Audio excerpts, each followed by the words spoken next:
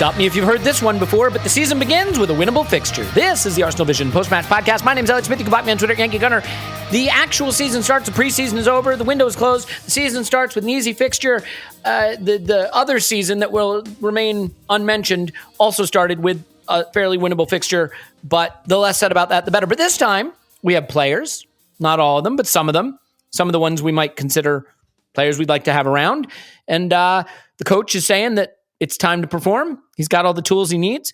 So we'll be discussing that. We'll look forward to the Norwich game. We'll talk a little bit about the run of fixtures coming up and what's needed and how we turn this all around. Before we do that, I just want to let you know. So we announced a live event in London the Sunday before the Palace game, which I believe is, what is that? The 18th of October. You can find it on our website. But it sold out quite quickly, which is great. Thank you so much. But I know the Eventbrite site was a mess. And so for anyone who had trouble with that, like, that stinks, and I'm sorry. The good news is, though, so that'll be going from 3 to half 4 on that Sunday at the Victoria Tavern on Holloway Road. But at 4:30, when the recording ends, they're going to open the pub full and people can flood in up to about 300. And we're all going to hang out and have drinks. And we're going to see if Clive chooses the rum or the Sancerre if he's feeling feisty, or maybe just a Duvel, an 8% lager or something like that. So we're all very excited to find that out. Tim will be there. I'll be there. Clive will be there. Linus, I believe, will be there. Mike from the Gooners Pod will be there. There'll be a lot of good people there. James Benge is joining us as well. So that'll be fun. So you can certainly come by a little before half 4 and join us for the social part of it. Tried to get it open up to more people for the recording. I had no idea what to expect and just no room. So apologies for that if you struggled with the Eventbrite site. But the good news is, hopefully we'll be able to see a lot of you. People joked based on my Las Vegas event situation that we now know when the UK shutdown will start, October 17th. I kid, but I sort of don't. So let's hope, fingers crossed, this one comes off. Here with me now is Paul. You can find him on Twitter, Pause My Pants. Hello, Pause. Woohoo! And Clive, you can find him on Twitter, Clive PFC. Hello. Hello. Up to £22,000+ in our fundraiser for the Arsenal Foundation, which is just ridiculous and stunning and amazing, and still plenty of weeks to go well beyond the goal. So you can go to our website and donate there as well, arsenalvisionpodcast.com/donate. In any event, just want to thank you guys for that. Thank you so much. And then obviously all our patron content comes back starting this week. Tomorrow, we'll have stuff after the Norwich game and a new Euro football roundup, club football stuff from the continent with Phil Costa that we're putting together for patrons as well. And that'll be in addition to our Premier League roundup. So basically the idea is to be able to have earphones in your ears at all times listening to Arsenal Vision content. Okay. Clive, we heard from the manager today, having heard from Edu last week, and he sort of echoed what Edu said. He said that, Edu explained the project really well, what I've been trying to say about it as well. I think he said something that is really fair and accurate, which is essentially we try to build for the future, but we also know that we have to get results in the present, which is true and difficult and a difficult needle to thread. But, he's talking about having his players back, and he says, now is the time. We have the players back. We have the tools we need. So I just want to start the conversation by saying, look, there are some people that are unwilling to give Arteta any leeway for the start he had. And I am sympathetic to that view. But even if you want to take the view that he deserved leeway for the start due to the COVID absences and some of the fixtures and whatever the excuses you want to use, if you're willing to see them as relevant, irrelevant, somewhere in between, I think most of us can agree now that time is gone, that now he has enough tools at his disposal and enough fixtures that are winnable to put some points on the board. So are you prepared to say now that, given the sort of hole that the team has dug for itself to start the season, this fixture right here becomes, he was asked, is it a must win? He says at Arsenal, they're all must win. I mean, what can he say? But does it feel must win to you? Does it feel now that, given the extent to which some grace might have been given for the excuses, now there has to be evidence that we can start turning yet another corner? Yeah, we all feel the same thing. We've had 2 weeks of being ridiculed by every person that we know. I've messages on my phone come from people I've not heard for years. It's been tough for people. Every single talk show, every journalist have just been ripping into us, and people don't like that. And I can see that a lot of the Arsenal content has become more and more angry. And that's how people feel, and you can't deny people's feelings. We all go through a sense of grief when we lose 3 games and we're sitting bottom of the table. I can't remember us ever being bottom of the table, right? So it is tough for people, but There are extenuating circumstances. We can go into them if we want to, but it doesn't really matter. They're not going to change. We all know what they are. Playing the Champions League finalists, the champions, and the champions of Europe. It's tough at any time of year without the absentees that we had. And then the first game, I think there'll be a story coming out about that first game, about the preparation, but it doesn't matter. We are where we are. It's always going to be after the transfer windows, the area I was looking at, and here we are, home to Norwich. Well, Norwich has scored more than us, so we're looking up at them. So I think they all have, Clive. Literally every club in the division. Exactly. So, yeah, we come to this game now, and there's a huge expectation on it. But I will say, I do sense there's worry. I do sense there's tension. I also sense there's an explosion of support ready to happen if things start to look and feel slightly different. And the only thing that we can't say is guarantee any of that. And when you go into and I will call it a youth project, but when you rip out the amount of players that we have done and add the players that we have with lots with potential and upside, we're not certain of anything. But we are certain it's going to be new, different, and fairly exciting. I have my worries about the experience level within the club, full stop, and the experience types we have. But in the end, it's down to us, it's down to our ability to impose ourselves on our opponents and get back to the habit of reaching a standard which is more befitting of the club. And this is it. This is the moment.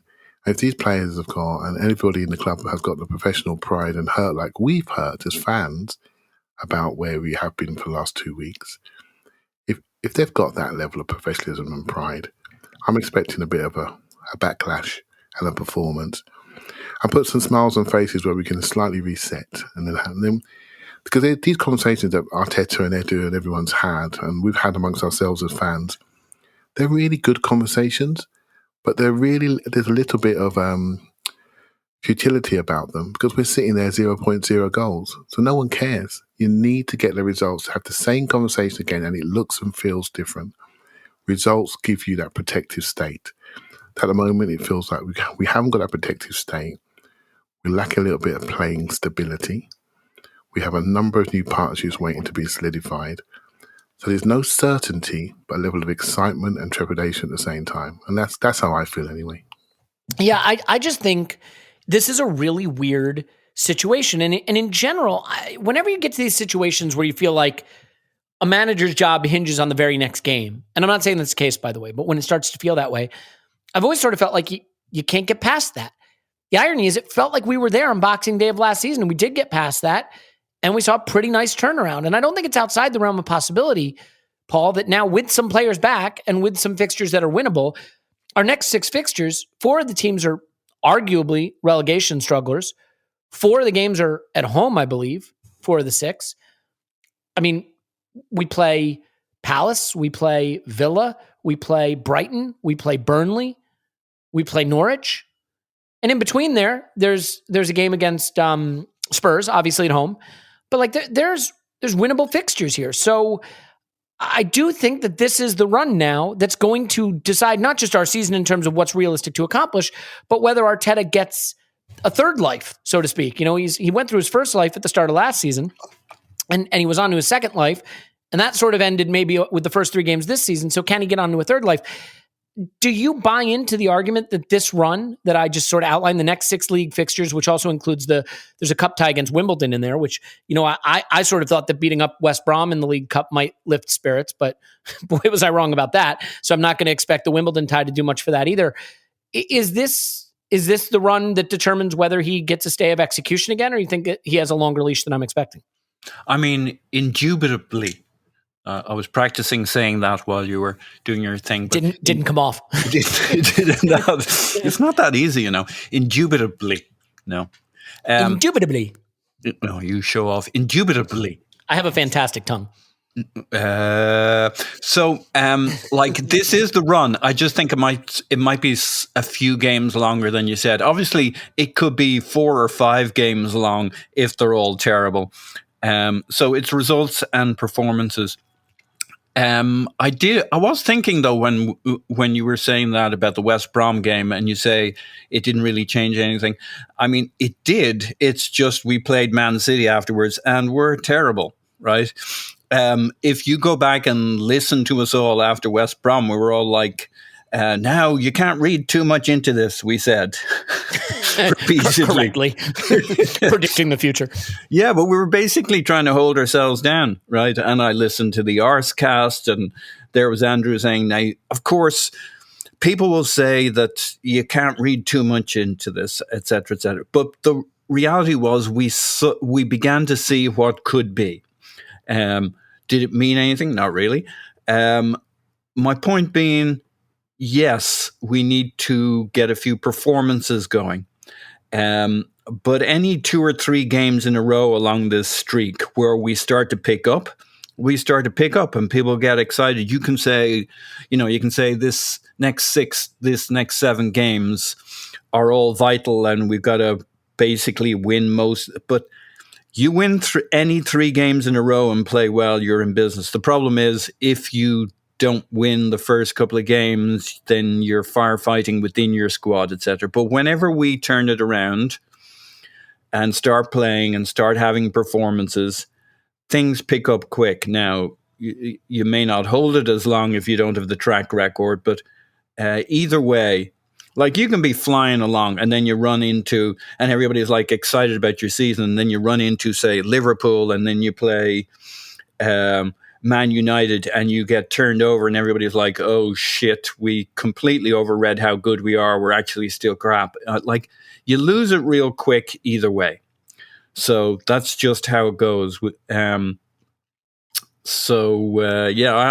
me, it's the run through till the end of November. Now, if it's a really bad run in the first 6-7 games, you may not get to the end of November, but assuming we're a lot better than we were, the season starts with Norwich for us, maybe not for any of the other teams.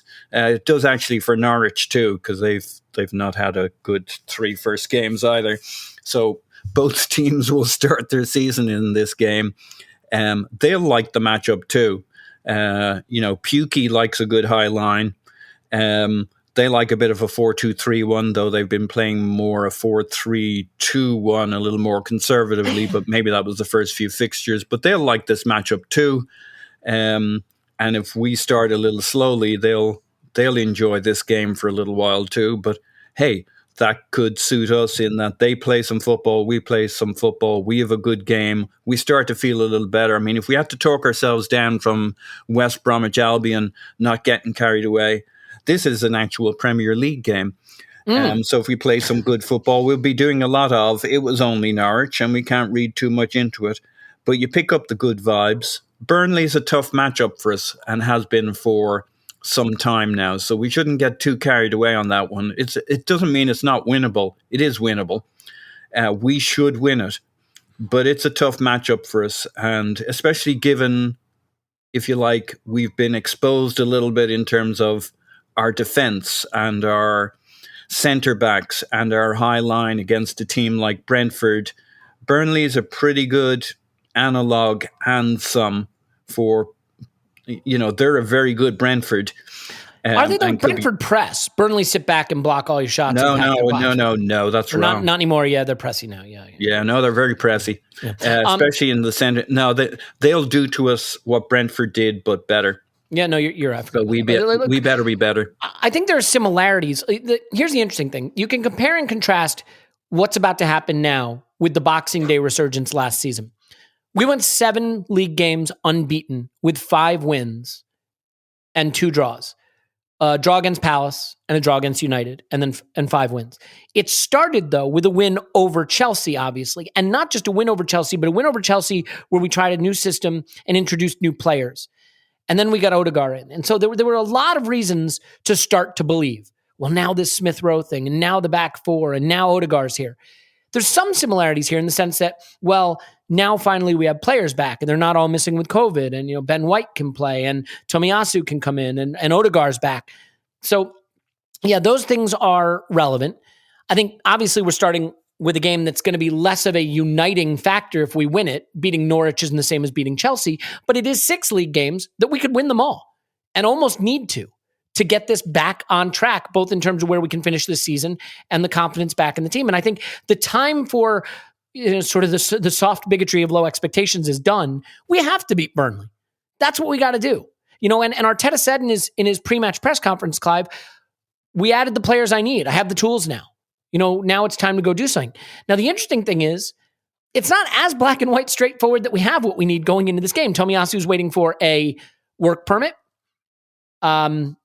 Burton Leno isn't back in the UK yet. He's never played with this in practice. Too. Yeah. Xhaka's not available. El Nenny's not available. Not that too many people are going to cry tears for that, but that means we're trying just back from injury Thomas Partey with a Sambi Lokonga who has never played with him. There are players missing. Smith Rowe is ill, so it's unclear whether he'll be available. Ben White and Gabriel, I don't think have played together. Gabriel just back from injury. So there's going to be this sense, Clive, that, we've got our players back. And yet when you look at it, Gabriel just back from injury, Partey just back from injury, Tomiyasu probably not available, Smith Rowe potentially not available, Xhaka not available, and then he not available. He's still got to figure this out with some tricky selection issues. So how do you think he will line up? And do you think that the sort of enthusiasm about having players back is maybe overstated given the ones that are still missing? We're in better shape than we were in the previous 3 games, and that's the most important thing. I mean, the Xhaka thing is disappointing for some. I think he's disappointing. He's a senior player, and we need them. Sometimes he's an idiot, and this is one of those times. So it is what it is. Tomiyasu, or Tommy, should we call him? Tomiyasu. Mm-hmm. Yeah, he's obviously just played this week, just coming back today. May train today. Don't know if he's going to get his work permit. Looks like a good player on paper. Can't wait to see him. I didn't watch the game this week, China versus Japan, but on all reports, I hear he did really, really well playing left centre half. I'm really hopeful of that signing. New partnerships, Ben White, Gabriel probably. New partnerships in midfield. Yeah, it can be something you can look on with fear, or look at the players and say, yeah, I quite like this. I quite like it. I look at things in a more positive way and what could be rather than what couldn't be. I just feel there are less excuses now. We have the people. Our right back will be interesting because Norwich have bought this guy. I did a bit of research on him today called Xhaka, I think, and he's a very fast, chunky sort of player that's very sprinty and not the sort of player I want Callum Chambers standing up against. He's a right footer from the left, and he comes inside with banging shots. He sprints in behind. Got him from Werder Bremen, didn't they? Yeah, exactly. But I think Pukki has struggled without forward support. He was left on his own a lot. If someone's running in behind him and Pukki's set in play, that'd be quite interesting. And Campbell floating. There are a number of new signings, and let's see what happens and how they settle. But it's about us, really. I think it's about us establishing ourselves, establishing our relationships. I think with Smith Rowe looks like he's in a bit of trouble. The front 3 sort of picks itself as a number 10. For me, it does anyway. With Aubameyang centre forward and Xhaka and Pepe and Odegaard, that's your front 4 diamond. 2 in behind, and I probably think Cedric will play on the right back side just for his agility, shall we say? He says that tongue in cheek, and I think White and Gabriel will play, and I think Tierney will play with an eye to the fact that he's played 90 minutes in a week or so. So, it is I do think the bench will play a part because we've got a number of people that haven't played for a while. And so I think, we all know that Arsenal are much better when we lead from the front. If we do score early and score a couple of goals early, look at that sideline, look at the people who's going to be lagging towards the end. I think the most important thing is we get those players off so we can maintain these partnerships week on week and get some sort of familiarity and create a level. Because at this moment in time, everything is on paper and on statistics and on player profiles. We don't know the level of this team because we haven't really seen it. And that's the key thing. We don't know the level. And when we have seen some of the older faces, we know what we got. We got something that was really inadequate. But I'm willing to push that to one side and just really focus on the next few weeks and how we look. And I'm really looking forward to it. Yeah, and I think one of the things I'm sort of curious about is what system does this team play now? Paul, one of the really interesting things that sort of happened over the Arteta tenure is that the system has changed, and sometimes I feel it's more by happenstance, than by design. There was the back three system early on that I think was born out of necessity. It then achieved an FA Cup win, which is extraordinary, while never maybe dazzling in the league. And then as results plummeted, it was changed by necessity to the back four, the 4-2-3-1, which I think was where our best run happened. Then there was that period where Tierney was injured, where it looked a little more 4-3-3, and then back to a 4-2-3-1. And we started the season that way, and now it seems that there's some back three potential here. And I think given that Arteta has even indicated that Tomiyasu is the kind of guy that can play across the entire back line, both as a center back and as a right back, and there's some hypothesizing that he could be a right-sided center back in a back three, I think a lot of people are kind of curious if that system is coming back. I look at the players that are available, and Arteta, when asked if Sambi and Partey would play together in midfield, he was non-committal about it. And he talked about Odegaard and Smith Rowe being able to drop in those pockets as well, which we saw used against City, but not to great effect. So I'm curious, do you think that with the players back, and maybe they're not back yet to do it, but that 4-2-3-1 is still the plan? Do you think we might be headed back to a new era of back three? Like what do you expect he's trying to do with this team now? Because one of the things that I think is frustrating for people just sort of watching on, trying to figure out what Arteta is about, is I'm just sort of searching for some clue about, okay, what kind of team are we? Let me get my mind around that and sort of settle into thinking about that. Not that that's Arteta's job, right? He doesn't care what we're thinking about, but I'm curious if you have a clear idea of what you think he'll try to do with this group. Well, probably because I'm stupid, I'm not challenged by the confusion a lot of people seem to have over our system. I don't think we've really changed it that much along the way. I think we had the three at the back, and we know why we played three at the back for a while, because it had worked for, Emery, Wenger both ended up with that system to kind of shore up the issues at the back, and Arteta started conservatively, and it got us an FA Cup, and that was all good, but he obviously wanted to move to a back four, and he did. And then he brought in a 10 shortly after he moved to a back four, and we started playing with the 10, and we're basically a 4-2-3-1 team. And occasionally against the big guys, we'll play a 3 at the back to match up or to shore things up a little bit. Then we lost Tierney, and because we attack up the left, we had no attack. So he did something a bit funky with Xhaka, with Ceballos in the midfield, etc., for a period of time. But that was only because we didn't have Tierney. And then he went out and found a Tierney understudy who plays attacking football on the left when he's used. And I assume the logic there is so we can play that one system, which is 4-2-3-1, attacking up the left, a little more conservative on the right. And then I think people have confused themselves because Tomiyasu can play centre-back and full-back. Arteta keeps telling us he's signed him as a full-back, but the guy's flexible and he can play other positions, which is what managers say when they sign a player, to tell you he's great because he's great at this thing and he can do some other stuff. To be fair, he's been saying the same thing about Maitland-Niles this week as well. Yeah. And there's rationales for it. Why you would, and it's not that we'll never play a 3. We'll just play a 3 against, like we should have played it against Chelsea instead of City, for example. So in games like that, we might play a 3. That might be a handful of games a year. We might need a centre back occasionally when there's an injury run, and so maybe Tomiyasu fills in there because we got 4 right backs occasionally. But until proven wrong, I think the system's really obvious. It's more that we're really frustrated about all the other stuff that we say, oh, I'm so frustrated, I don't understand this system.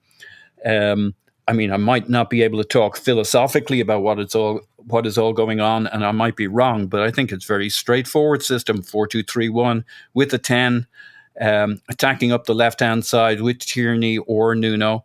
And it's not complicated. And we needed a right back who could actually do a bit of defending, so we got one. And he also happens to be able to play centre back but part of the reason he plays centre back is because in his national team, he's very, very tall. because his national team is Japan. And so he always has a lockdown place as a centre back. Well, also, isn't there captain or right back? Don't they have like a well-established player at right back? I could be getting that Bologna wrong, or Japan? Sure. Japan. Yes, I think so. And the other challenge they had at Bologna was they had a good right centre back. When they had him play centre back, he played left centre back. Blah, blah, blah. He can play full back. We signed him as a full back. I quite like him as a full back based on the little bit I see. I also have some concerns on him. So I don't know if he's really good or not, but it's like 3 or 4 or 5 of our players. We got to see him play before we lose our shit, I think. Yeah, I'll level with you. I can't decide if the tail is wagging the dog here. I can't decide if the manager has a clear vision for the football he wants to play in a system that he wants to use, or if he is constantly firefighting. And you could forgive him if he is.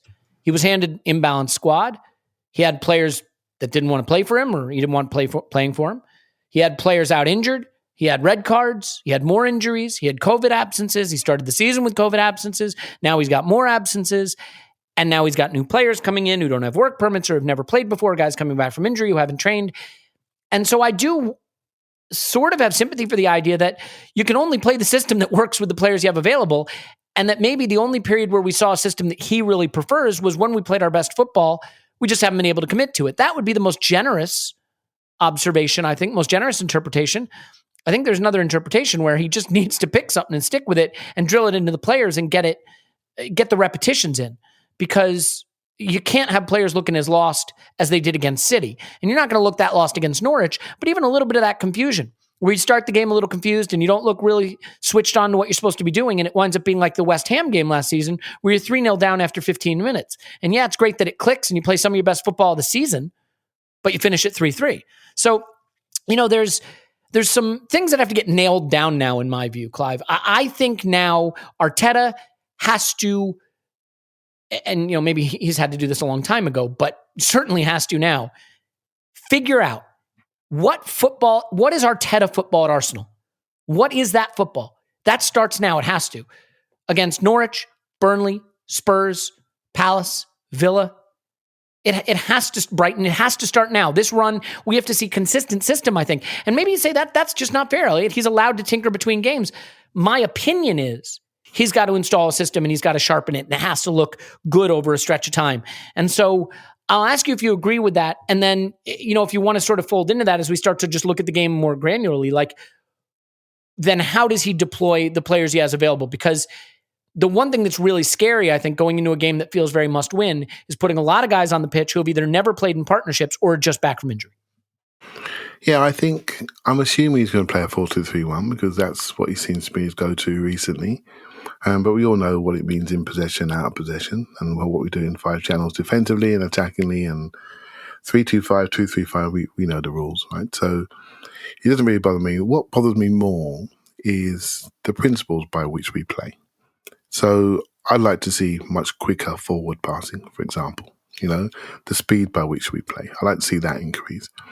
I'd like to see far more support line running and far more aggression off the ball to win our tackles, win our duels. I'd like to see us try to attempt to win the ball higher up the pitch. These are principles of play. When we switch the point of the attack, let's switch it back again quickly, move people side to side, do everything quicker and sharper. If we are going to transition, let's make sure we have people who are transition players in the right areas of the pitch so we can transition. I'm looking for intelligent principles of play rather than how Arteta plays. Now, Arsenal, they have looked incredibly well coached in the past, and the coach hasn't been there for a couple of weeks in the past. That inconsistency, there is no longer an excuse for that because we have had a pre-season. I know it's been disrupted. That excuse around Arteta's time with the players on the pitch will soon go away post-international break. When Europe kicks in, we'll have time to sit there in the week and do our work.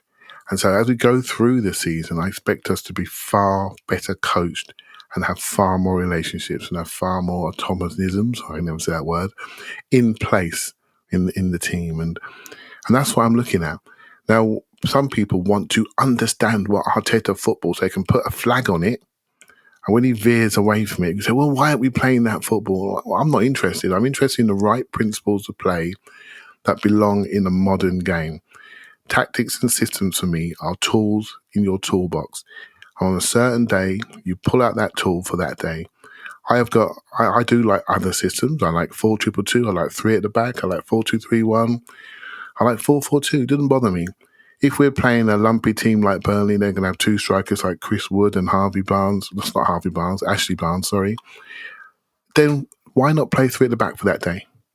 Yeah, make sure we can deal with those 2 strikers and win the second ball and nullify their point of attack straight away. Bang.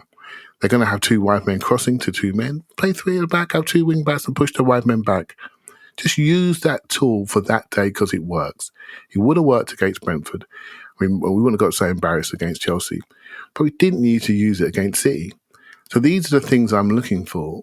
The tactical acumen and intelligence of the coaching staff and the manager to deploy his players appropriately for that day. But the principles by which we play, fast attacking, transition-based football, passing forward, aggressive, follow the pass, collisions in centre midfield, switching play quickly, that suits the players that we have in the main with our carrying, attacking mids and our sprinty forwards in Pepe and Aubameyang.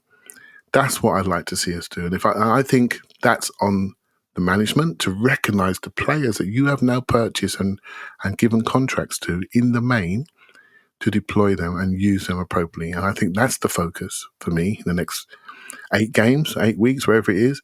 And if that's not being done, the excuses that we've given in the past and I've given, I don't think they stand up. I really don't. So this is the time now, next couple of months, really work this out. Yeah, I have something I want to do at the back half of this podcast.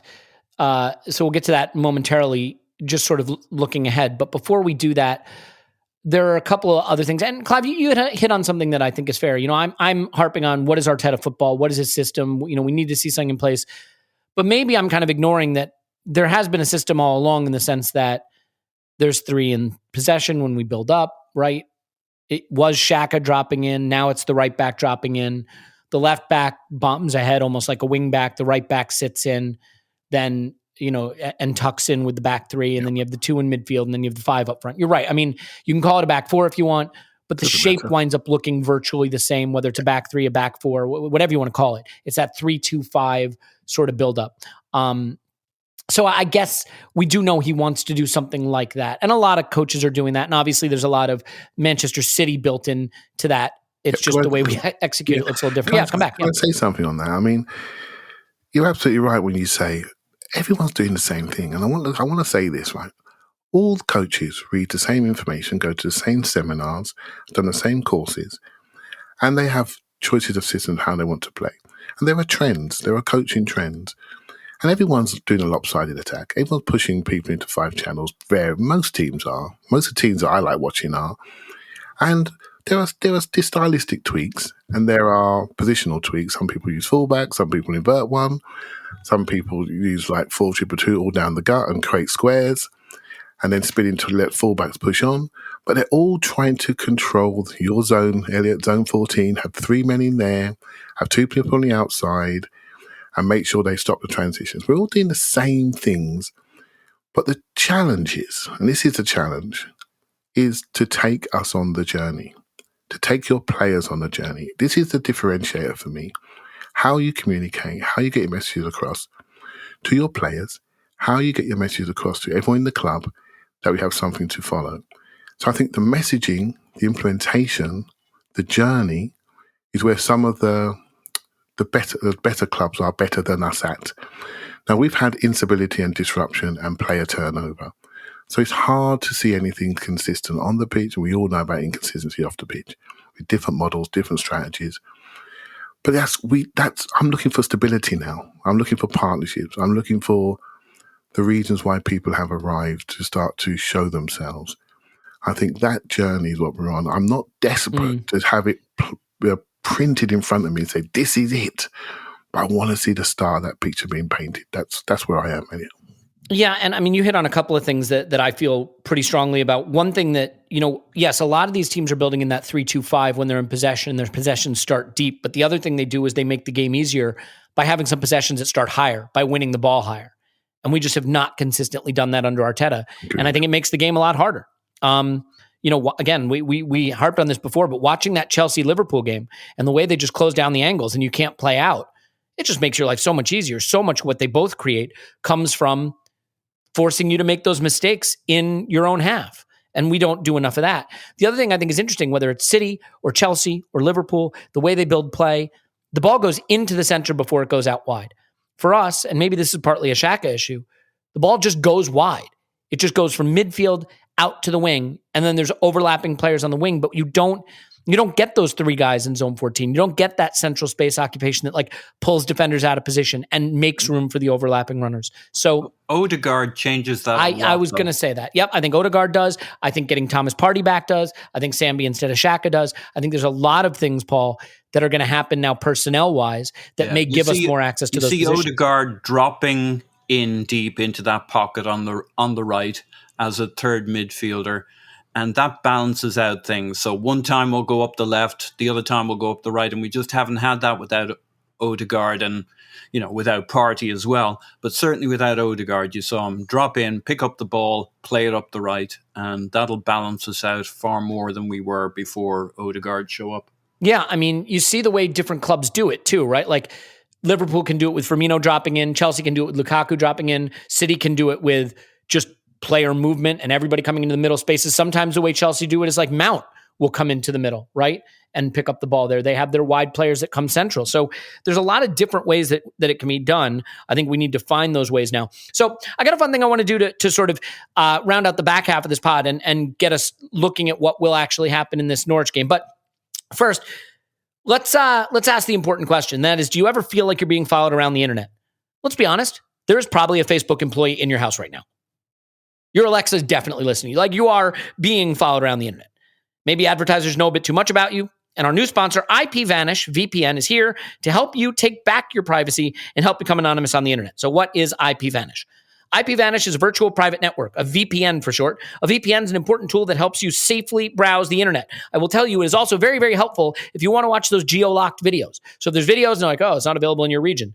You know what? IPVanish can help with that because suddenly you're in their region. And then you can watch the videos. You can use a VPN on your computers, tablets, phones, even things like your Fire Stick when you're streaming media. When you use a VPN, all your data is encrypted. What you're reading, what you're searching, what you're watching, whatever it is you're doing. It's important because what you're doing on the internet is no one's business but yours, especially listening to this podcast. For listeners of this show, IPVanish is offering an incredible 65% off their annual plan, equal to 6 months free. That math will need to be checked, but you get the idea. IPVanish is super easy to use. You turn it on with the click of a button, and it runs seamlessly in the background, helping protect you while you're browsing the web. And if you run into problems, don't worry, 24/7 support available by email, chat, and phone. So go to ipvanish.com/vision. That's ipvanish.com/vision. The annual plan is just $44.99 for the first year with our exclusive discount. It's time to sign up with our discount. Get the current promotion, 65% off. IPVanish is the best of the best, rated 4.7 out of 5 on Trustpilot with more than 6,000 reviews. That's pretty good, huh? Remember, it's ipvanish.com/vision. Before we move on, just real quick, if you use a mobile phone, do they still call it that? I don't know, wireless. After years of fine print contracts and getting ripped off by big wireless providers, if you've learned anything, is that there's always a catch. So when I first heard that Mint Mobile offers premium wireless service at $15 a month, I thought, what's the catch? But there isn't a catch, actually. Isn't that nice? It all makes sense. There isn't one. Mint Mobile doesn't have, stores and all kinds of overhead that they have to do. Mint Mobile's secret sauce is that they cut out retail stores. There's no crazy overhead costs that get passed down to you in the form of mystery fees. Instead, they just pass on sweet savings direct to you. I mean, it is wild, right? Because I have 2 kids, family, insurance, mortgage, car payments, all the stuff that you have to do to be like a grown-up, which is no fun. I don't recommend it. And like you could be paying almost $200 a month for mobile service. This is $15 a month for unlimited talk and text, high-speed data, and it's delivered on the largest 5G network here in the United States. So like if you have a teenager or someone, if you need wireless and you don't want to spend $150 doing it, just use any phone you already have with Mint Mobile plan. It's great. I mean, the signal is clear. The wireless is strong. It's great. And if you're not 100% satisfied, they have you covered with a 7-day money-back guarantee so you can test it out. Switch to Mint Mobile and get premium wireless service starting at $15 a month. So go to mintmobile.com/vision. That's mintmobile.com/vision. Cut your wireless bill to $15 a month. I mean, that's it. $15. Done. Mintmobile.com/vision. Okay. Enough of that, Clive. Yes. Yeah, it's good. I was actually thinking about coaching.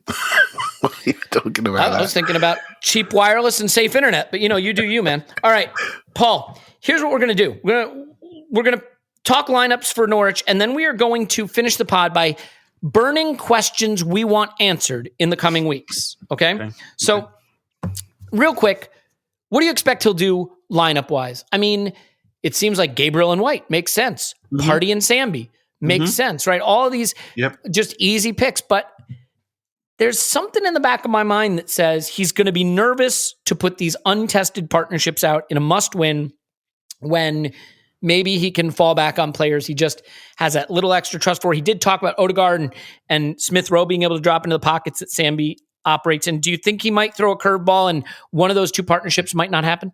No. So you think it'll be White and Gabriel in the middle of the defense, Sambi and Partey in the middle of midfield? Yes. Interesting. Okay, well, that'd be good. So then I think the one other area that's kind of curious to me, the front line. When we played without Lacazette, I think we've lacked a focal point, but there's also that whole goals thing that Aubameyang does pretty well, and he's the big money man to do that. So are we going to see both of them together? I know people hate that, but he has tended to do it when they've both been available. We're going to play with Aubameyang up front, Odegaard behind him, because the reason we lack a focal point is we also lacked a 10, to be honest, to find our existing roving focal point, who's Aubameyang. So we'll have Odegaard behind Aubameyang, and we'll have Xhaka and Pepe on the wings. And the only question I have, of course, none of this will happen. Well, some of it will happen. My only question is right back, Cedric, Chambers,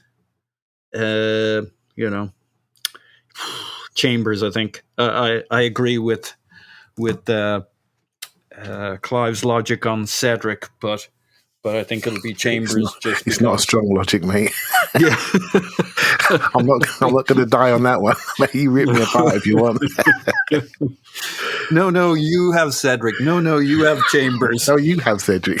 No, you have Chambers. So you guys having fun? Am I a joke to you? Is this all a joke? The answer is yes, of course. Yes. So anyway, I've decided everything's very simple. The system's very clear. I don't know why there's any confusion. The first 11 for this weekend's really simple. I don't know why anybody has any confusion. Everything's going to be great, and we're going exactly to play well. As you predict, huh? Yep, it is.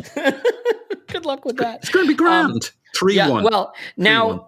There's always the possibility that, like, Tomiyasu, I tend to think it's too soon.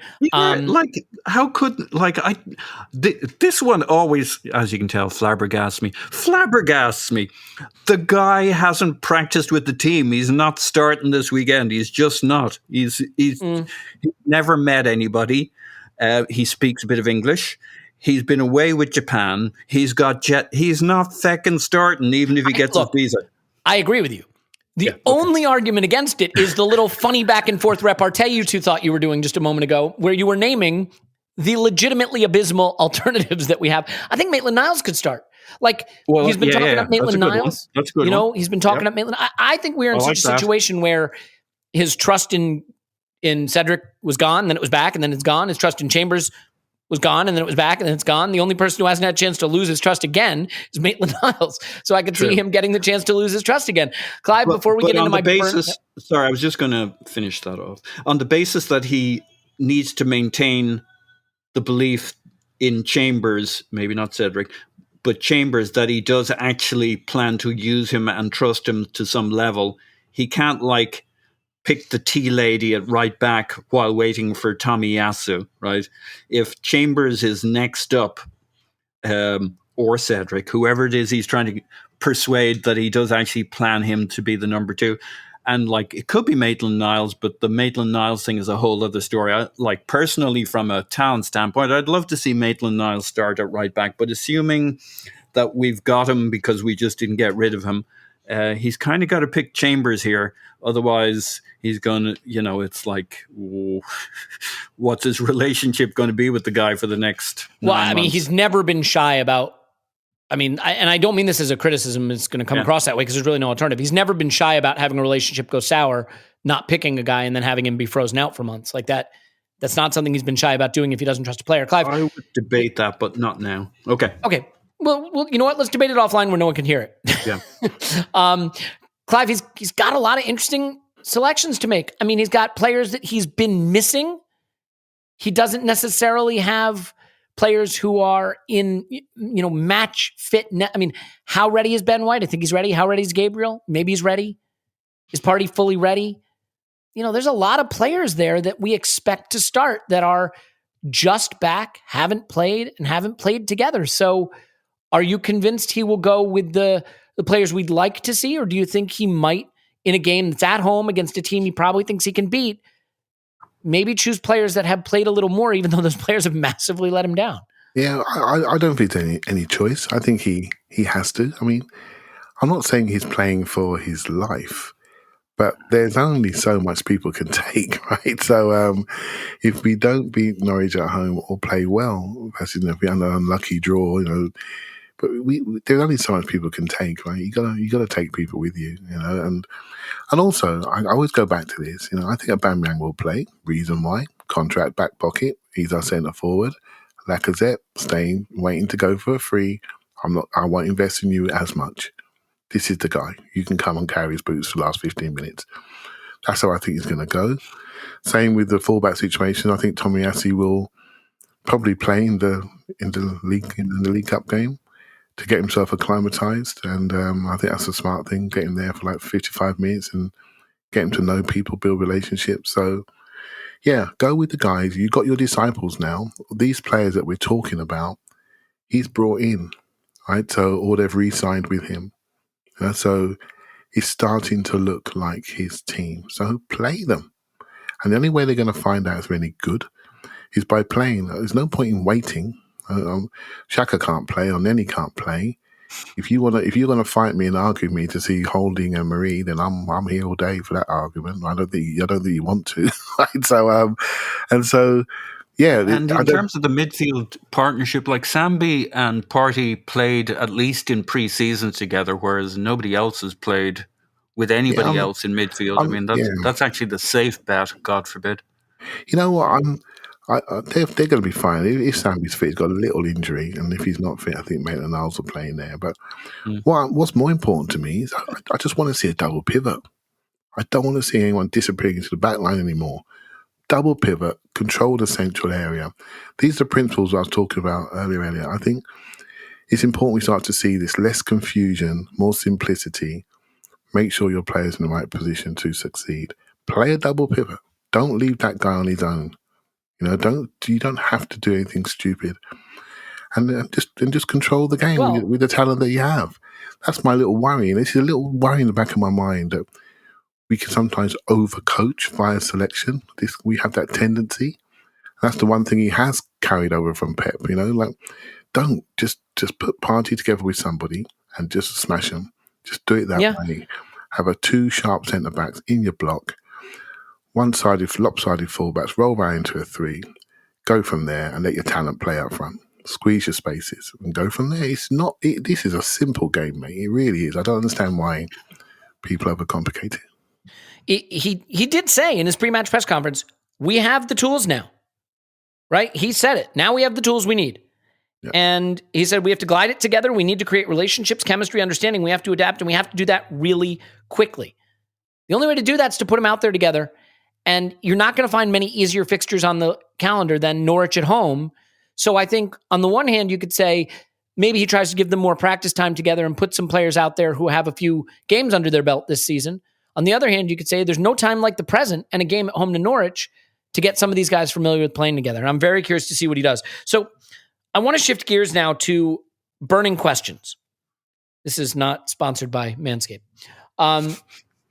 Burning questions.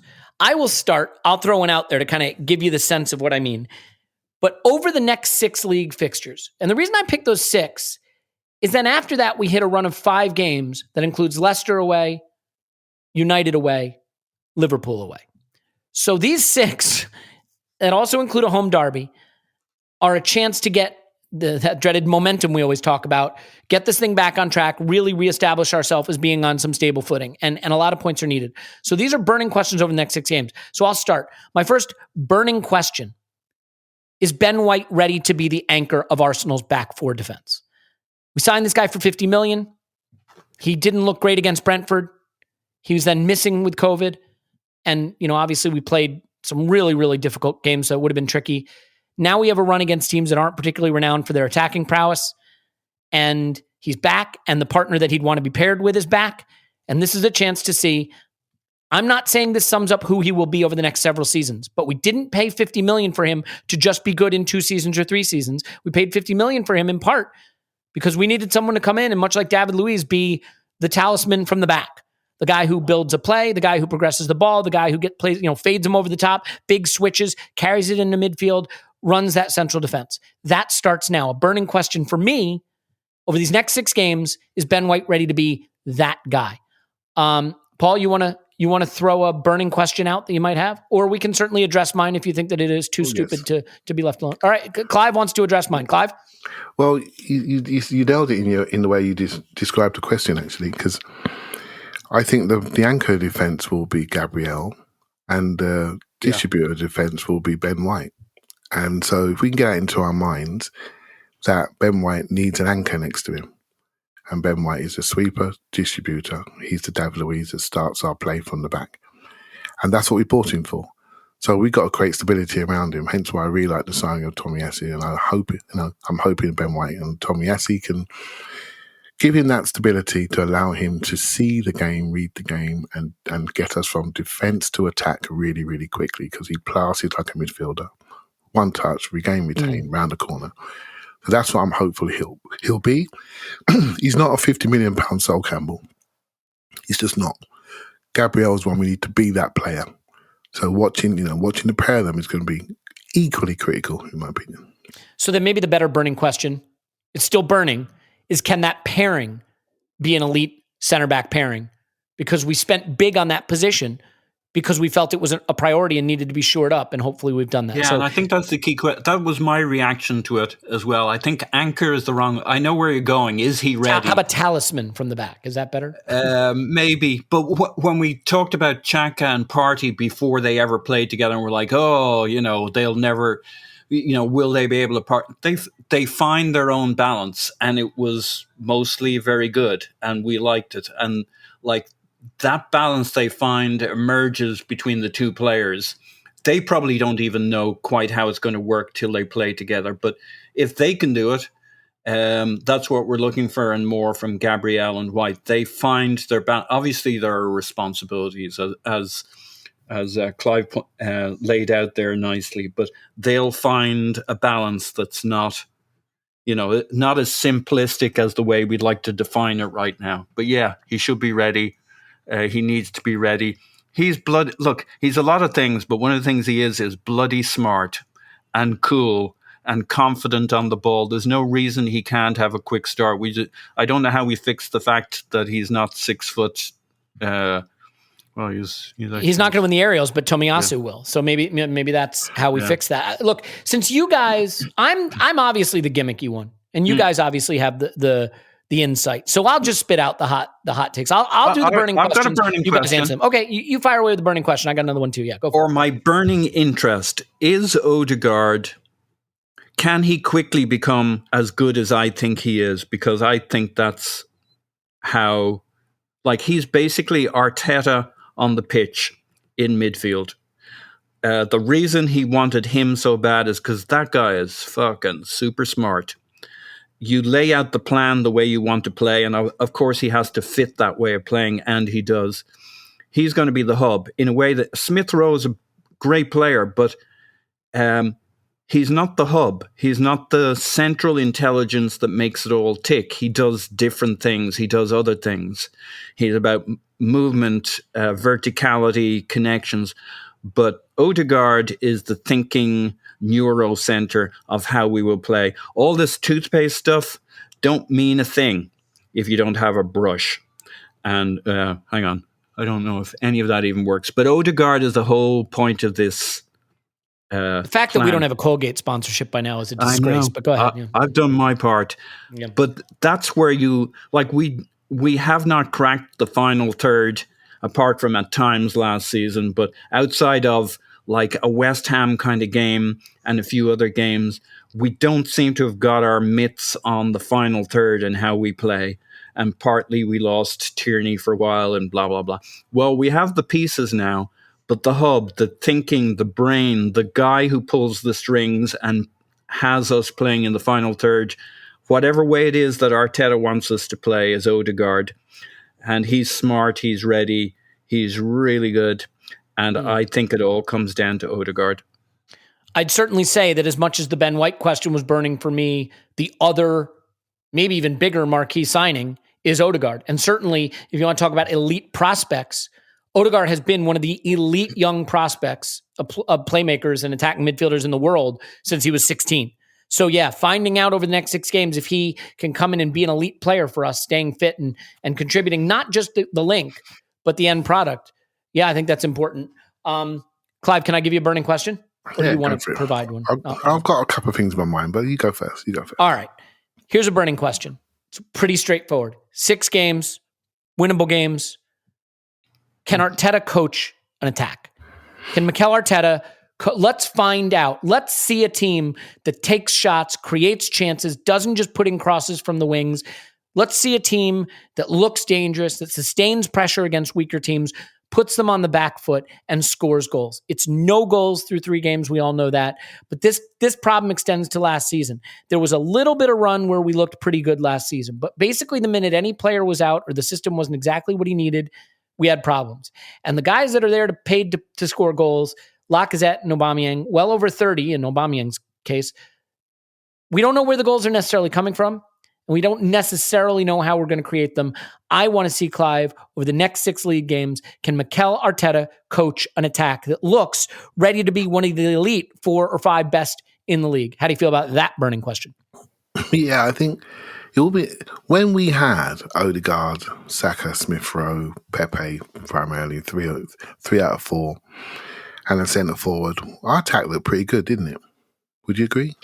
I would say in stretches. I would say the thing is, even in those games, it wasn't that we still didn't create the volume of high quality chances you'd like, but we looked more fluid. And when we did create chances, we looked a little more dangerous. But do you think we had, other than like the West Ham game when we were fighting back from 3-0, there weren't a lot of games where we just battered anyone or pushed them back or had them, hemmed in and creating chances. I'd like to see us be able to have a little more superiority in the final third, Oh, me too. And for those that follow me, the centre forwards that I'm looking at are not like the centre forwards we have, and our centre forwards last year, well, Lacazette was our best centre forward, let's be honest. And the guys, our franchise was not was not ready to play and not in the right frame of mind to play. And he looks in a better frame of mind. So a lot of our hopes rely on him.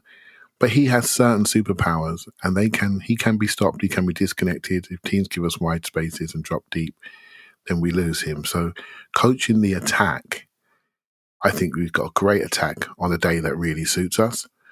But if you've got smart teams that sit in and block that central zone and sit deep, it's going to be an issue for us. And it has been for 2 years or so.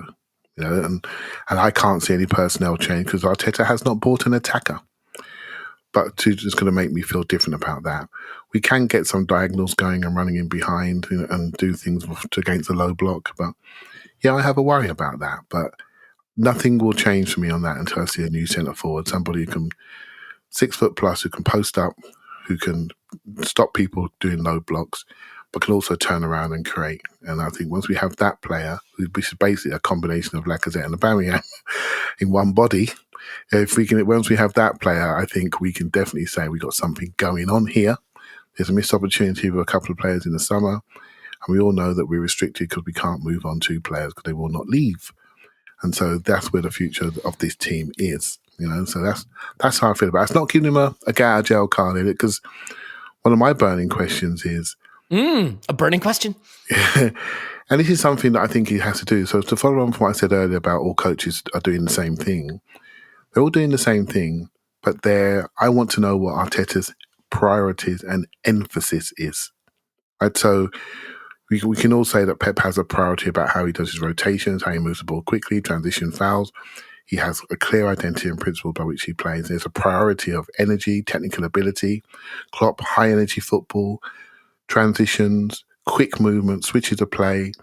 You can see his priorities and his emphasis. So when people say, I want to see Arteta football, if I also say to you, what's his emphasis? So some people say, well, he's quite structured and he managed to fix our defence until he didn't.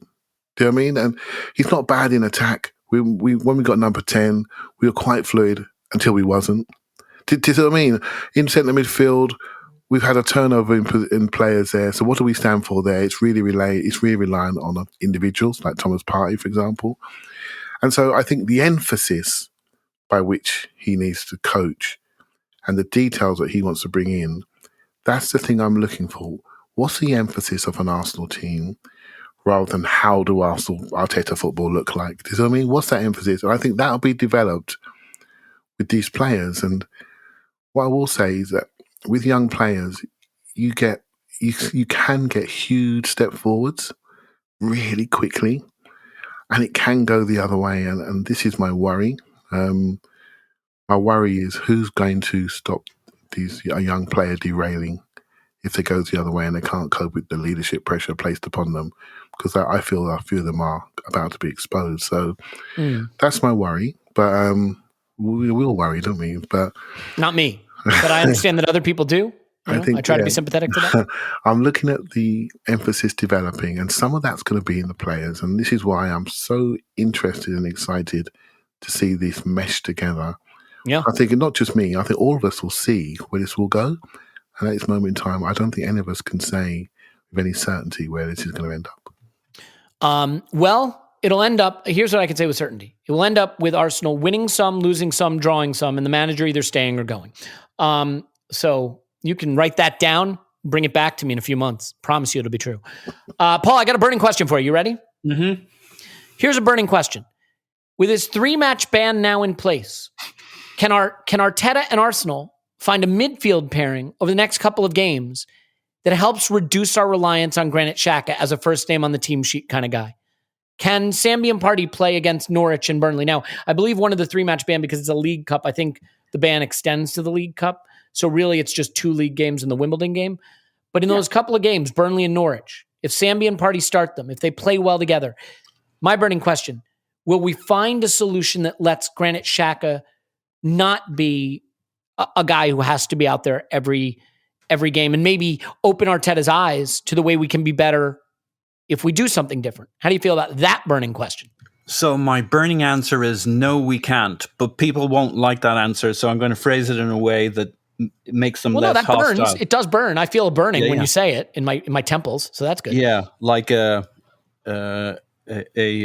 UTI burning, like a UTI. Do you get those in your temples? I've got nipples. Well, can you milk me, Rob? You shaved your eyebrow off when you were supposed to be only shaving. All right. You know what? That was just the one time. Go ahead, please. Will we reduce our reliance on Xhaka and it always having to be Xhaka plus Partey? Yes. My dog has a UTI. That's nice. Sucks. I feel bad for him. Yeah. Sorry, you were saying? Yeah, Xhaka and Partey. Look, rumors of Xhaka's lack of importance and leadership are greatly exaggerated. The idea that he has a red mist moment, which he has every fucking season, once a season, and suddenly people are going to, within the squad and the team and the manager, are for the first time ever going to say, oh, he's not actually the leader we thought he was, that we invested and negotiated our relationship with. Oh my God, Xhaka lost his shit. Man, he's a totally different leader in my team than I thought he was, Mr. Young player.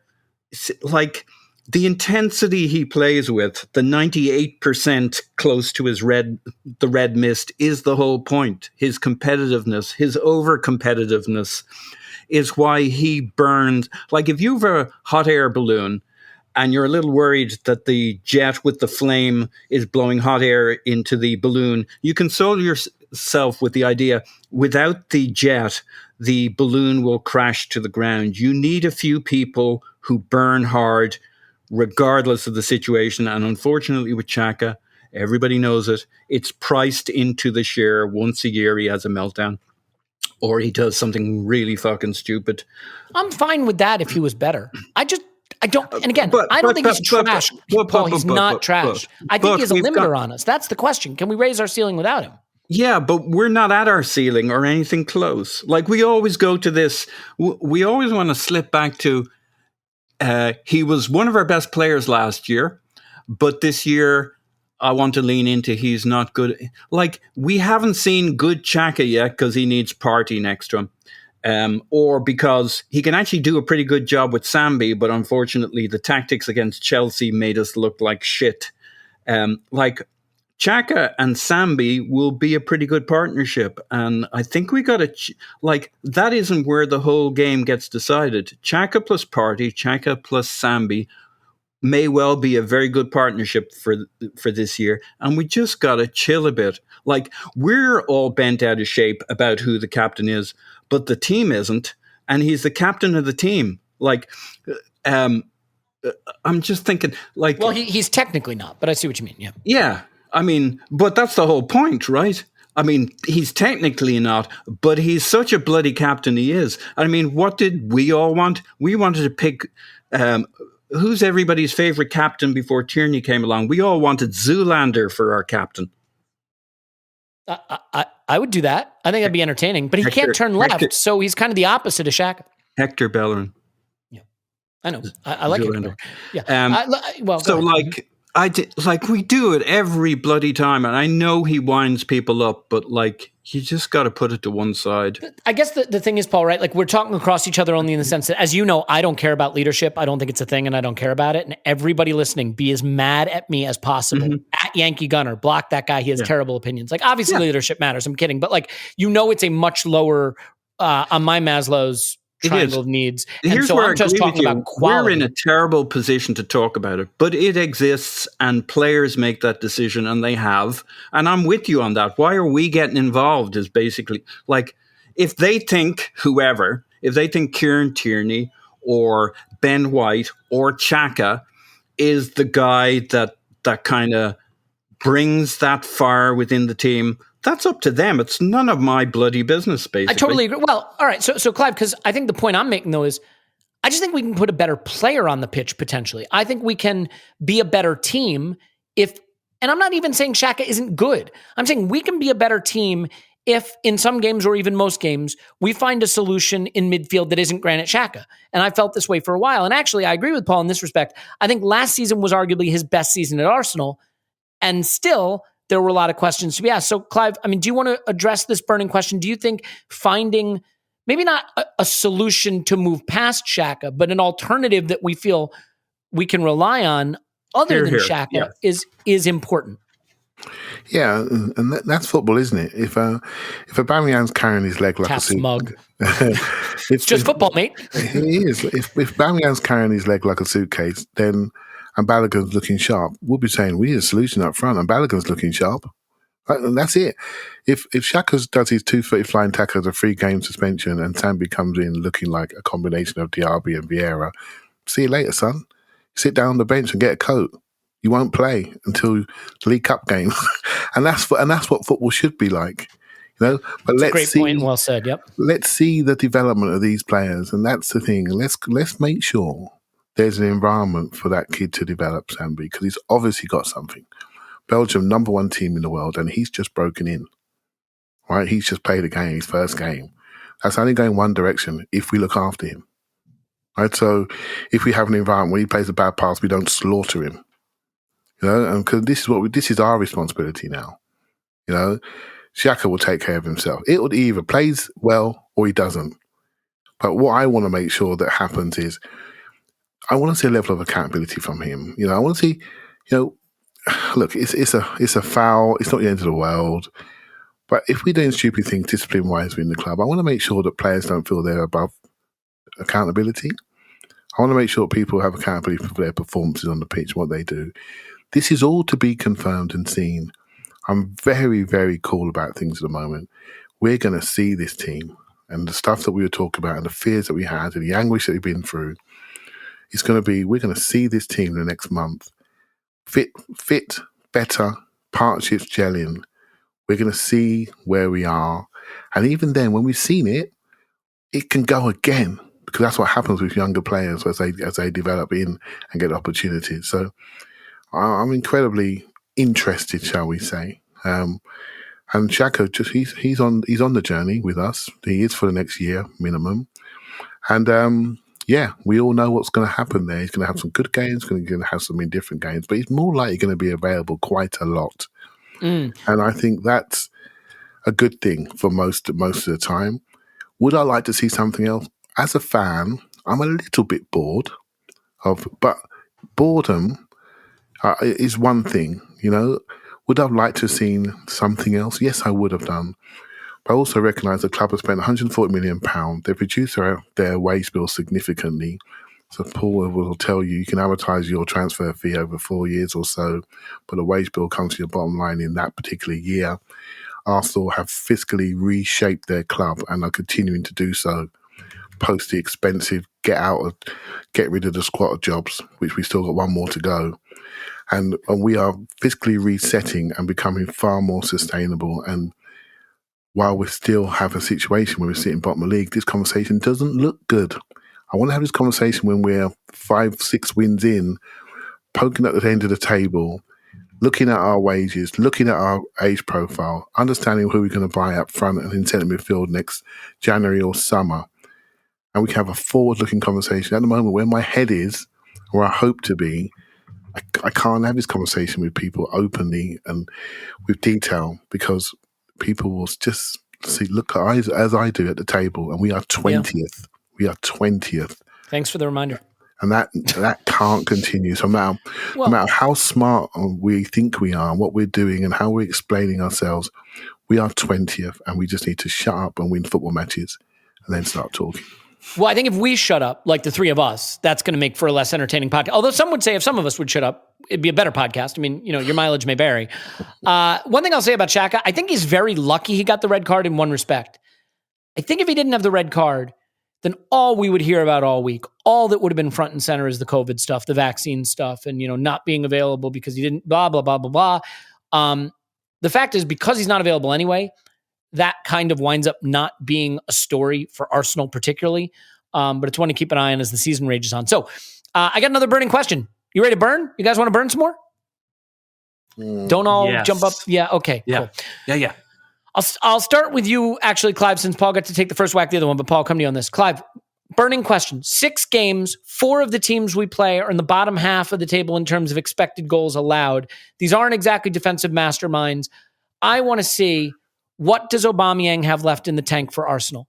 These are games where your talisman, your golden boot winner, your highest paid player, your star striker goes out and scores hat tricks, goes out and leads you to victory. In some cases, drags you to victory. That's what strikers do. That's why Chelsea went out and got Lukaku. It's why United went out and got Ronaldo. It's why Manchester City went out and got Harry Kane. Oh, no, they didn't. Sorry.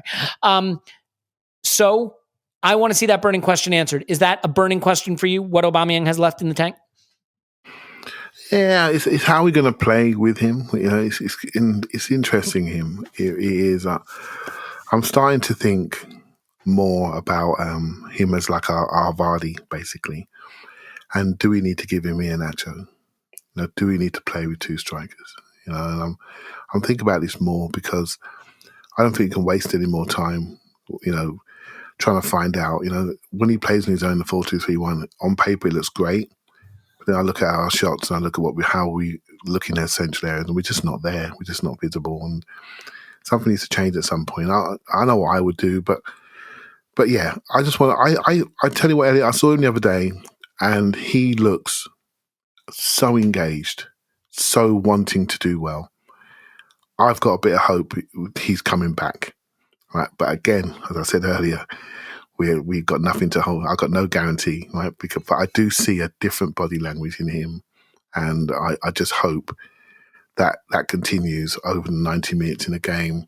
he gets his goals. We all know he's a confidence guy. He's a smiling guy. And when he's smiling and free, we all know what we're going to get. And I do think, like many people listening, much of our season depends on his execution in front of that goal. He really does. So here's hoping he's not done. Yeah. I don't think he's done. We have to see it. His goals per game have declined every season since he arrived. His XG per 90 has declined every season since he arrived. His shots per 90 have declined every season since he's arrived. And there's a lot of mitigating factors.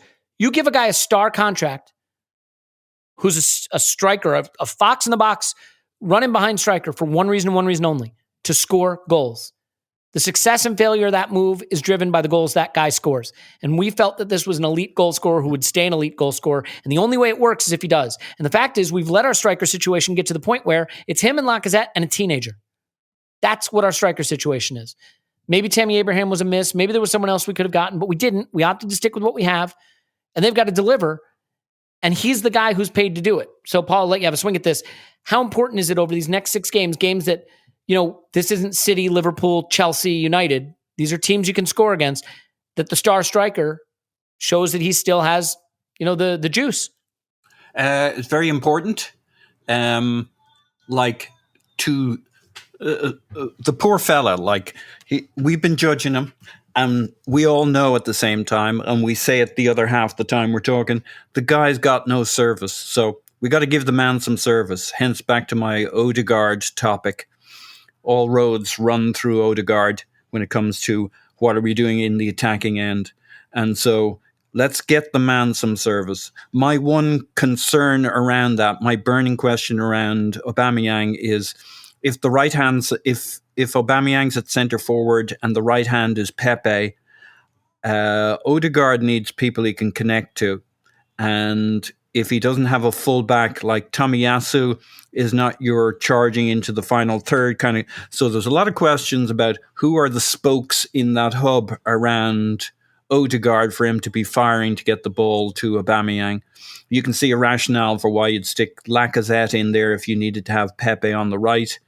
Xhaka on the right is much better at connecting, holding onto the ball, because for all the fast movement, one of the things about the City or the Arsenal Arteta style is when you get the ball, you get it into position for positional play, and you need players who don't keep coughing up the ball. And that's the problem with Aubameyang and Pepe in that corner there, especially if they don't have an overlapping fullback or a fullback who's really comfortable on the ball. So although there's no excuses and he's got all the players he needs and it needs to be now, there are still things to be worked out in terms of having the right players available, played in, and working out the bugs in that right-hand corner if Aubameyang's your centre forward.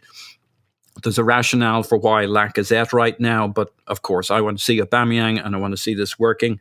But I would not be upset if our right-hand side was Xhaka and our left-hand side was whoever, Pepe, for this game and for the next couple of games, because Odegaard needs somebody to give the ball back to him and to connect and to make the runs and to be intelligent in their runs. And Aubameyang, he's not a zero in terms of holding up the play or connecting or making the smart run for possession, but he's a different, he's about making the run to get on the end of it, and that's what we want. So that's my burning question for Aubameyang. When do we get him the service he wants, and how do we do it, and who's up in that right-hand corner? Because that's where Odegaard will be. Who's he pinging the ball back and forward to? Aubameyang, Xhaka, Odegaard, and an overlapping fullback. How will that all work? I can't decide all the time whether we've let Aubameyang off easy for a number of seasons because the system doesn't seem to work, and so we've given him a pass, or whether that's just actually the case, that he's still the same Aubameyang, the system doesn't work. So it'll be interesting to see how that chicken and egg thing bears itself out. I got another burning question. Paul, you want it? Yeah. Are we headed towards a lost season for Gabriel Martinelli? A lot of people, myself included, think that he is a superstar in the making, but he did start this season and not well. That's not his fault necessarily. Again, same caveats apply for him that apply to Aubameyang. Weird players having to start, system didn't look good, all those things. But if he is a star, if he is the generational talent that has sometimes been discussed, those players find a way onto the pitch and they find a way to thrive, as Clive was talking about. He's got to bang on the door so loudly he can't be kept out. And keeping him out right now I mean, it's good players. It's Pepe, it's Saka, it's Smith Rowe, it's Lacazette and Aubameyang in some ways. But you wouldn't say if he was generational that he couldn't get past any of those guys at some level. Now, obviously, he does different things than some of those guys. He's not the same player as Smith Rowe or Saka, for example. But are we heading towards a lost season for Martinelli, or can he find a role? It doesn't have to be a starter every game, but a role where he's playing a lot and he's making an important contribution. Paul, how important is it to you over the next 6 games that we see a Martinelli that's ready to sort of ascend a bit to what we think he can be? Not very important. Noted. Look, there's only one spot for him. At the moment, he's young, he's going to have to be paid. They can't all play. Saka, like you say, there's some good players. Saka is a starter. I mean, does anybody not think that Saka's a starter? Well, let me roll back for a second and I'll let you finish. Like, the point stands though, that if you're generational, if you're Cesc Fabregas, you're in the team. You find a way, you get in the team and you don't give your shirt up, you know? Yep. Look, here's my burning question. I had it before we had this podcast.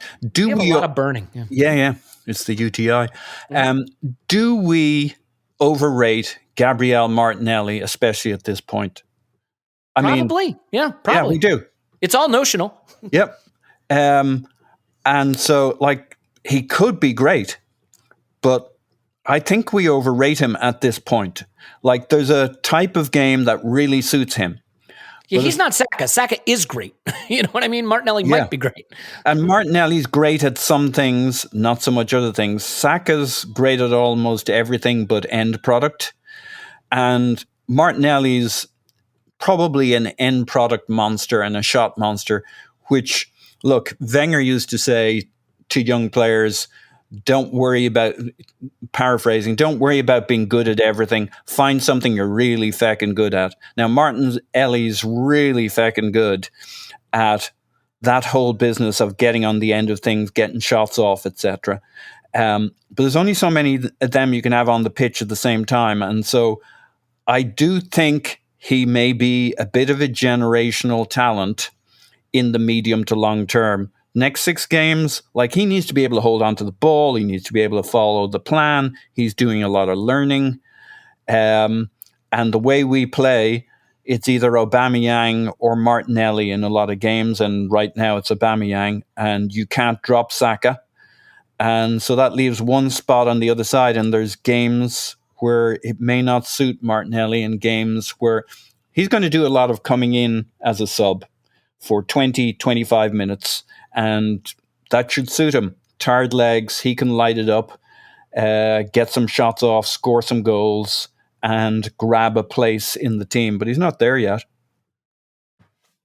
I agree with you. I think this is a run where some of that might get clarified. I mean, Clive, I phrased my question in a way that, you know, intended to provoke discussion. That's what we're doing. But my thoughts on it are, like, Saka is a star. I mean, all the numbers, all the metrics, all the age, you know, sort of age-adjusted stuff points to Saka being a star and a guy who has to play.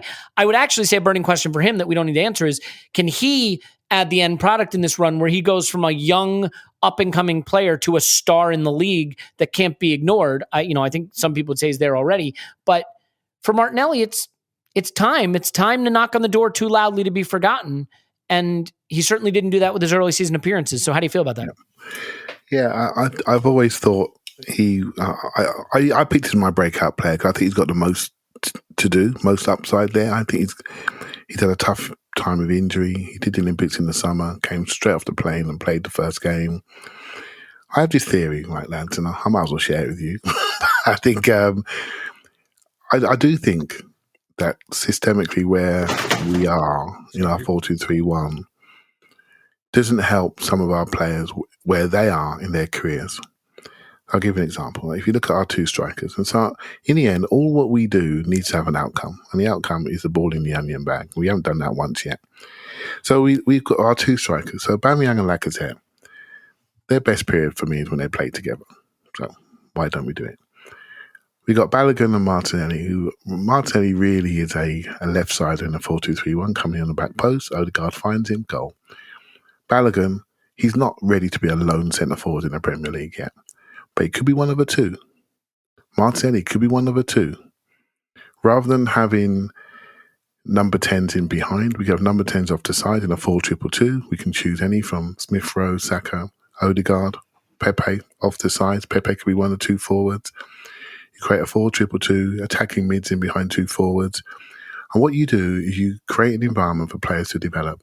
So we will see Martinelli in the front two. We can Josh Balogun in the front two. We can see Lacazette where our wages are, Aubameyang in the front two. I'm not saying it's the only way to go, but it's the sort of thing that a coach needs to find out. You got to pick a way of playing that allows your players to develop on the pitch in a scenario where they can actually do something positive. To watch Balogun, I know it's unfortunate and Martinelli struggled at Brentford. That's not good, right? We didn't pick the right system for them. We didn't help them. We didn't put a cradle around them. We didn't have wing backs around them and they could play on the interior and really cause damage. We just stuck them out in our normal system and watched them die in isolation. That's not clever. And this is the challenge for the coach. And this is the bit he's really got to get right. Almost beyond how he wants to play. He's got a group of players he needs to really develop. I'll re-quote it again. Jonathan Liu said something. He said, Arsenal don't lack leaders, they lack teachers. And our number one teacher is the guy on the sideline. And he's got to teach these guys, but also deploy them appropriately. And that is it, mate, for the next 2 months. That's when my eyes are firmly peeled on. And I hope Marseille doesn't suffer. But I got a funny feeling he may well do. That's my feeling, but we'll see. That would be brilliant. I mean, obviously that would be brilliant. So I think we can start to wrap it up. I have one more burning question, unless, Paul, you have one you want to throw out? Nope. All right. So this one, look, the whole point of these burning questions is that they're meant to provoke a discussion. So my burning question is, how much patience will the fans at the ground, both home and away, have for Arteta? Because over this next 6 games, hopefully we'll be picking up a lot of points and everything will turn around. But if something doesn't go our way, what will the reaction be at the Emirates? What will it be from the home fans? How long will it be patient and optimistic and upbeat and staying behind him, which I think by and large sort of mostly has happened. Granted, we haven't had fans in the ground that long. But, I'm going to the Palace game in October on a Monday night, sort of towards the tail end of this run. If it's gone pretty well, hopefully that'll be a great moment. If it's been a bit rocky, what could that be like? I have the burning question of, I sometimes think, look, the players downing tools is when you lose the job, everyone says. But I also think if the stadium turns against you, it gets hard to win that back. He never had to go through that last season because, as everyone knows, there were no fans. Paul, how do you feel about the burning question of how much patience will the fans inside the stadium have and how much impact that has on Arteta's sort of the tenability of Arteta's tenure? If that's an interesting turn of phrase, but you get my point. Sure. I have no idea because the fans in the stadium are a different animal, but that won't stop me trying to give an answer. Most of them are people, to be fair. Yeah. But they're weird, stadium fans. We do a pod with one of them. Very weird. Yeah, and then away fans are different to home fans. So I'll quickly hand this over to Clive, who actually knows something about these things because he's lived the life. Twitter is merciless at the moment, and I just like to think that there's a better human being, flawed with his own limitations or hers, at the stadium and at away games, and that they're likely to give quite a bit more leeway because it's the team in front of them. These are new guys. I think Ramsdale getting in there, I think will help.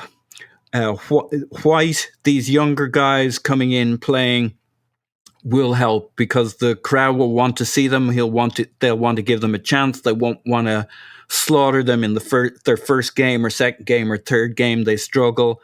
I mean, they're connected to it. They're part of it. So I would like to think that it won't be complete and utter bastards like us hidden behind our electronic screens, where we're living in a world where it's fine to say anything about anybody because if you don't at them, it's fine. And I'm not arguing with that. I'm just saying you have a whole other climate then online. But then, of course, over time, the two connect and the toxicity can link up. But I'm hoping Arteta and this team can get 6, 7, or 8 games so they can start playing well before the toxicity closes the loop and the internet becomes the live crowd. But that's as much as I have to say on it. I think my guess would be that they'll have time, that if they start to play well over the next 6, 7, 8 games, the crowd will, and the away crowd will give them time. Well, before I turn it over to Clive, do you agree with me that it is I mean, I know you think a coach keeping the job is more about, well, a lot of factors, but really how the players respond. But do you agree that there's a level of toxicity in the ground, a level of turning on the coach that makes it untenable at some point, or not really? I'm not going to, that one, I have no idea on that one. I'd like to, my guess is no, but then I don't know. Okay. It just seems like he won't have a lot of leeway, but he's going to I would have guessed he has leeway for a few games. But yeah, there's some pent up frustrations there, but that's about as much as I can guess from here. Clive, what's your take on that? How important is it to you to find out what the patience is from the fans who go to the games, and how much that will sort of dictate what happens next? Yeah, well, first things first, right? The club needs to recover its dignity, because that's what we've lost over these last couple of weeks. And we do that by winning games. This is a very undignified position for a club of Arsenal's size and resources to be in, despite the mitigating factors. We cannot be here for long. Let's recover our dignity first. And so the next 5 games before the international break another international break, would you believe, are really, really key. And I think that fans, I never underestimate fans' intelligence, even though people are angry. They're also realistic at the same time. And these 5 games will decide how we feel. And Spurs on the 26th September, I mean, my word, right? That could be a moment. That really could be a moment.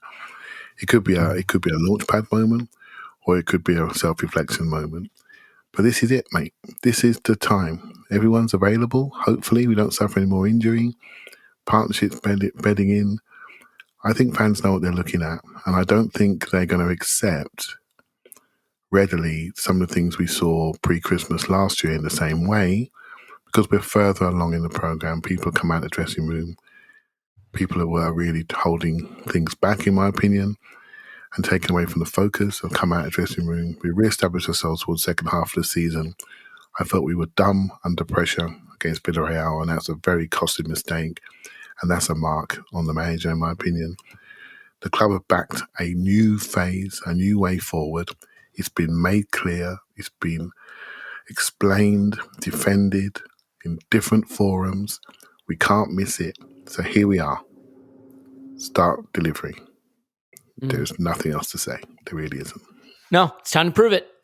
It's show me season. Show me that we can get better, that we can win games, we can pick up points. I think even the most ardent anti-Arteta people, and I don't say that with any ill will intended, because I understand all the reasons for feeling that way. I find myself more on the spectrum of being a skeptic, and maybe even a huge skeptic, and I have sympathy for that perspective. But wherever you fall on the spectrum of extremely skeptical, ready for him to go, love him, think he's a genius, everyone knows what the caveats were for the start of the season.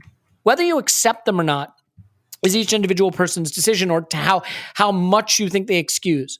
But those caveats were there. They are gone now. And unfortunately, on 0 points with no goals and 9 conceded, there is no room for a slow restart. So whether you love the joke or hate the joke that the season starts now, it starts now, but it starts now with no points and a -9 goal difference. And so that's a very different thing than a brand new season. And we'll have to see how the new players get integrated, whether they move the needle. A lot of burning questions for the next few weeks. Send us yours. Send us your burning questions. Get with us in the Discord if you're a patron.